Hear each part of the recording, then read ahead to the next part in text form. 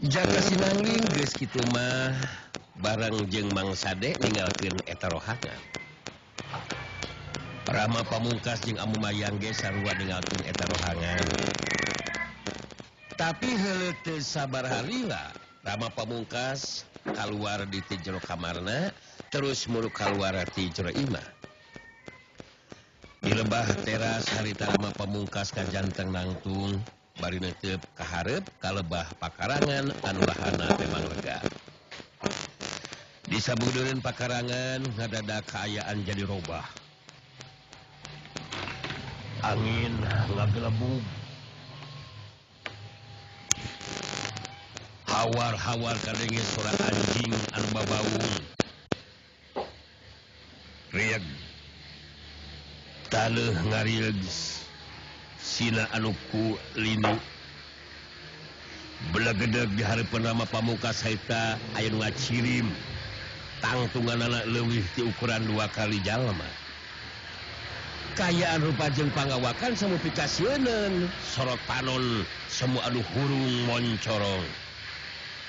Rama Pamungkas neuteup ka makhluk gaib anu ngacirim anu tejadian ti Sang Hyang Roban. Rama Pamungkas ngalengkah anu tenang tina teras muluk ka pakarangan tina jarak anu dianggap cukup terus ngirimkeun lengkahna.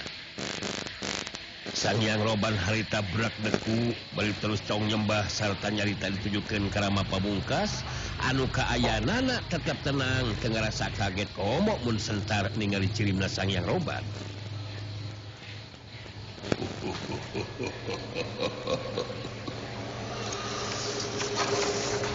Getering batin anu mangrupi pangkupai ti salira pangarsarama.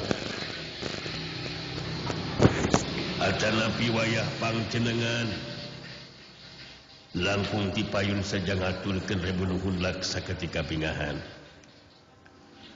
Wireh koena pangjajar ti salira pangarsarama kaayaan emutan sinangling tos kawital bade pulih. Sakumaha nu kauning aku salira pangarsa wayah pangjenengan tos janji. Sejang ngagayuh ku kaasih ka sinangling. Tumali sareng eta bade aya pikir saeunaon salira pangarsarama. Pangna ngagupay wayah pangjenengan dina waktos ayeuna.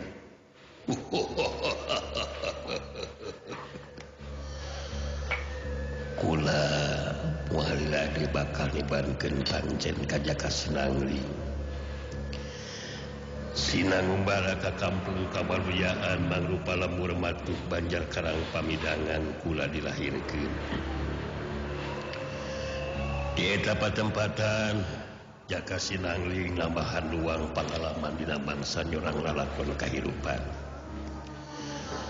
Akhir barining supagi di eta patempatan Jaka Sinangling baris tepung jeung bapana anu ngayuga neulah Sirawi. Aya katangtuan anu digariskeun pikeun Jaka Sinangling di eta kajadian tacan wayah mun waksa balaka geunaan dirina anu sabenerna.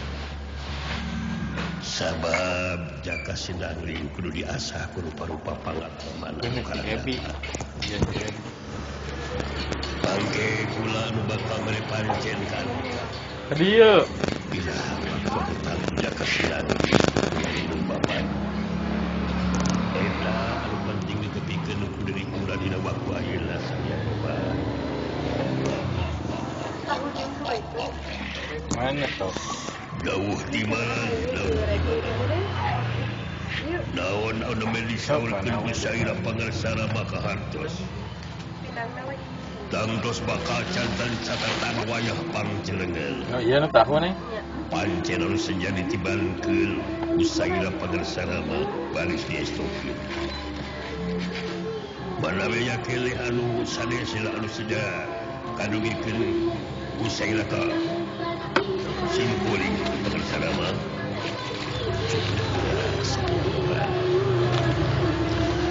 Anu penting anikat tetap ikut kadayaan.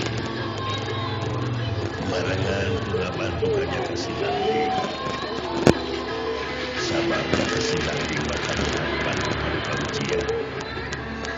Malah anu leuwih berat mah ujian pikeun bapana Jaka Sinangling. Anu akhir banding sedang baris lancar. Andika di alam gaib kang bakal disangabadungan kejadian di alam nyata tumari jeung barang lalakon kehidupan jakasinan. Ulah geus mulai ka Andika sadarona.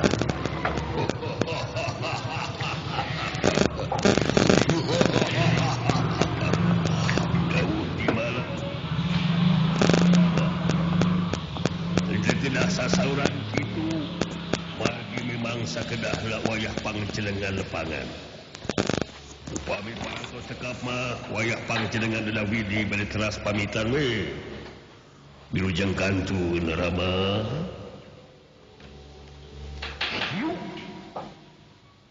Gelebug.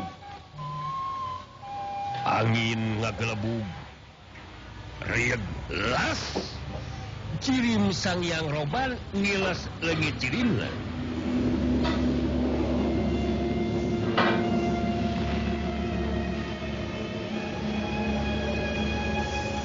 Rama pamungkas tutas kitu mah harita terus muru asup di kajero imah. Waktu terus lumaku marengan rengkak paripolahna sakumna insan nu magelaran di pawenangan. Bareng jeung lajuna waktu wanci peuting kasilih ku beurang wanci ka beurangnakeun di Banjarwulung Suteja Sitapak Dalapan Dewa dibaturan ku Untari jeung Cengkai. Harita keur narima kadatangan manggali Suteja Sitapak Dalapan Dewa anu harita keur cumarita. Ilaing teu kudu kaget manggali.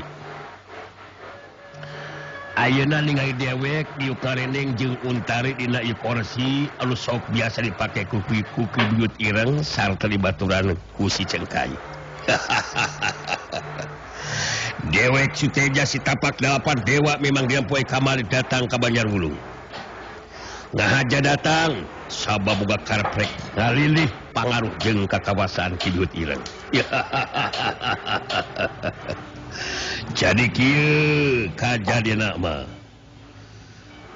satara singet ku Suteja harita dicaritakeun ngeunaan kajadian anu mangsung di Banjarwulung. Malah Mbah Jenggala nepikeun ka hanteuna lantaran ijen jajaten jeung Suteja. Sangeusna cukup pare kateranganana harita Suteja mungkas caritanana. Tah kitu kajadian dina poe kamari teh manggali euy. Tah ayeuna giliran ilaing manggali, jelaskeun ka dewek tiluan. Naon sababna ilaing balikan sorangan? Ka mana anu sejena kasup ki buyut ireng? Hasok jelaskeun ka dewek.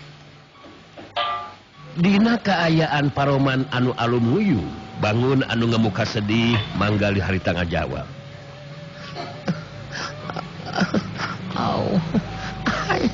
Jangan begini ya teh, ugi ka uninga pisalira. Ilaing montong gitu atau ngomong na manggali. Sebutan kadewek dina mangsana secara kudu nyebut Raden Suteja Perkasa gitu.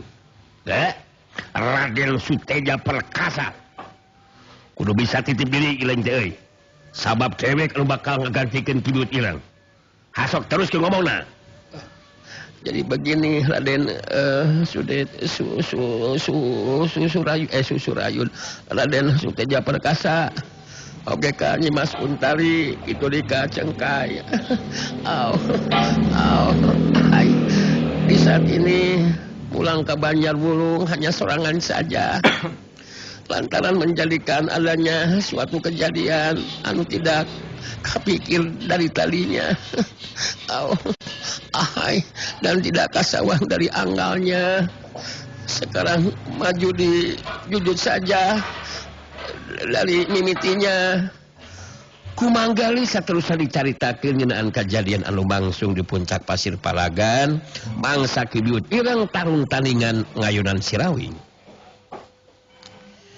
Dina pungkasan tarung ki buyut ireng anu rubuh kasoran ere jajaten ku Sirawing. Anu saterusna dibawa duka tingka mana ku Sancadawu. kitu deui ngeunaan kajadian Kidongala anu ngayunan si Jari Sakti sarta Nini Walini si Jarum Racun anu ngayunan Saraswati. Duanana pada Acalimpati. Untari jeung Cengkai puguh we karageteun ngabandungan kana pedaran caritaan Manggali anu seperti kitu. Sanggeus ngarasa cukup pele kateranganana harita Manggali mungkas pedaranana.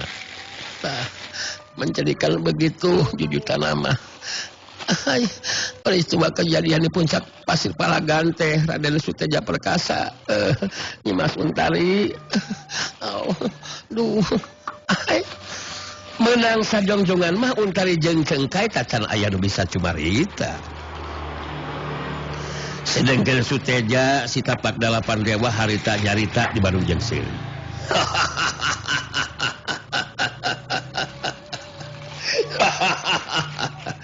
Nya cek anggang ge naon Untari ku akang geus bisa ditebak hibiut ilang moal mampu ngayunan Sirawing. Kabuktian caitan akang jadi kenyataan. Hanu matak Untari geus teu boga dipilihan kajabat kudu narima kana kenyataan. Daek jadi pamajikan akang ya. Hanu jelas mal aya nu mampu mabinasakeun Sirawing. Kajabati akang Raden Suteja Perkasa. Naon sababna? Sabab akang boga mustika maung bodas. Keur waktu Mbah Jenggala tarung jeung dewek, pusakali dewek kagunakeun kakuatan tuah kasakten maung bodas. Kabuktian Mbah Jenggala usageperakan ge ajal binasa. Coba kumaha ayeuna sikap jeung pamadegan Untari. Rek nolak kana kahayang akang teu naon. Loba keneh awewe geulis anu sejen ge. Biasaan geus ku akang tadi peuting. Kumaha Untari? Untari memang geus taya pilihan deui pikeun dirina. Kajabati kudu narima kana kanyataan anu tumiba ka dirina dina waktu harita. Abdi memang terus aja di pilihan. Gitu Kang.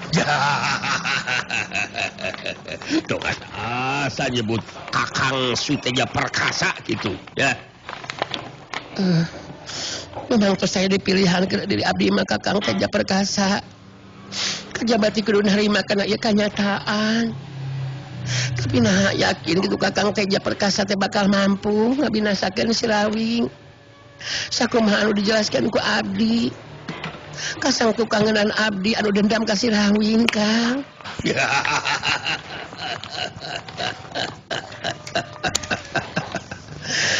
Si Kakang yakin bakal mampu ngabinasakeun Sirawing. Sabab si Kakang boga mustika maung bodas. Sakumaha hebat ilmu silat Sirawing kangaranan dihurup ku 4 tepikeun ka 5 maung bodas mah. Manehna bakal kawalahan Untari. Cek si Kakang ge anu bakal bisa ngawujudkeun cita-citana